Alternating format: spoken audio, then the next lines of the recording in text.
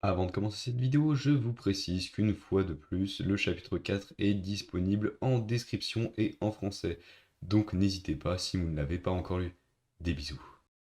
Salut tout le monde, ici Pikajinka et bienvenue dans la review du chapitre 4 de Beyblade X. Comme prévu, ce chapitre fait une bonne trentaine de pages, tout comme le précédent, mais aborde une structure narrative bien différente de ce qu'on a vu jusqu'à présent. Mais avant de commencer, le résumé de bonne loi. Mais oui. Le chapitre commence avec un flashback nous racontant le départ de Exu de Pendragon, et un dialogue entre ce dernier et Chrome, enchaînant sur un combat entre les deux personnages dont on ne saura pas l'issue, du moins pour le moment. On enchaîne ensuite avec l'entrée de l'équipe Persona à la X-Tower où Kamen X en profite pour nous apprendre les règles de la X-Tower qui consiste en gros en du matchmaking entre différents étages. Pendant ce temps, une émission de télé interview Chrome et ce dernier en profite pour en caler une petite avec Su en mode rejoins-moi au sommet.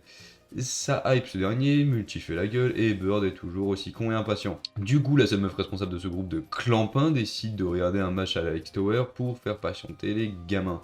Et là, Quelle surprise! on voit la team Phalanx affronter la toute nouvelle team Zuganik et plus particulièrement Takumi, qui va se prendre une branlée par le tout nouveau personnage du nom de King qui semble maîtriser une toute nouvelle baie, Leon Claw. Juste après ça, comme de par hasard, les personnages ont un match et Quelle surprise! contre les Zuganik.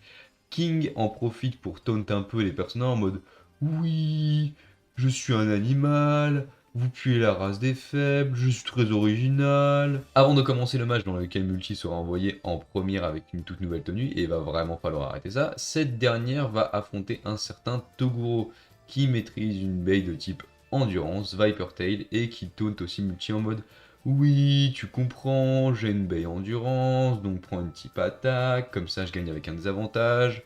Voilà. Sauf que Multi, qui ne voit pas plus loin que le bout de son ego surdimensionné, va prendre une baie de type stamina pour être d'égal à égal. Et bizarre, ça fait rire Toguro.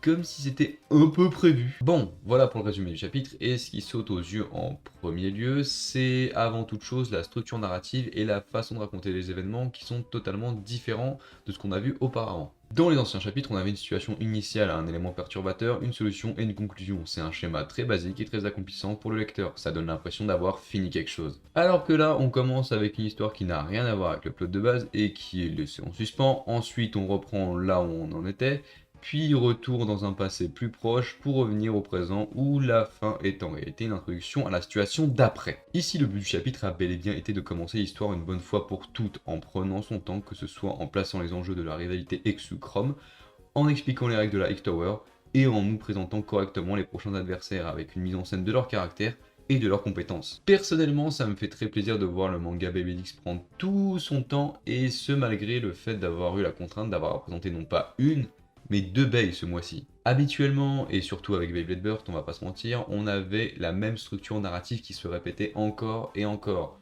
On présente une nouvelle baie, on trouve un moyen de la battre, on passe à la suite, merci, au revoir. Et honnêtement, merci d'avoir raconté l'histoire autrement, surtout quand elle est en vérité aussi bien racontée. Sinon, concernant ce qui a été montré dans ce chapitre, je crois que c'est définitif.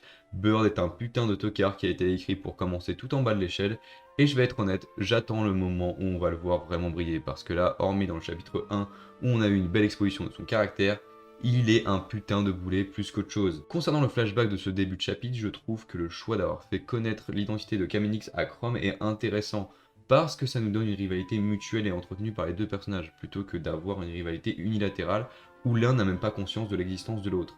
Et on sent un respect mutuel pour les deux membres de l'équipe Pendragon. Multi, j'avoue que j'ai pas grand chose à dire sur elle, elle est toujours aussi connasse, elle sait toujours tout mieux que tout le monde, et elle est toujours aussi prétentieuse.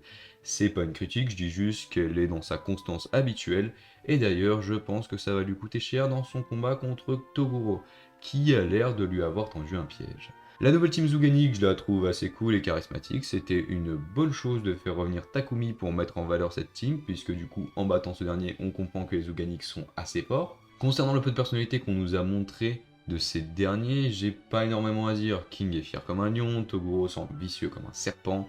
C'est pas une team qui à mon sens va être très marquante, mais plutôt qui va être gimmickesque, et qu'on reverra pas vraiment pour la suite. Et sinon je reviens là-dessus parce que comparé à Burst, ça fait vraiment un bien fou de voir que la promotion des Bane n'est en réalité pas handicapante pour le scénario.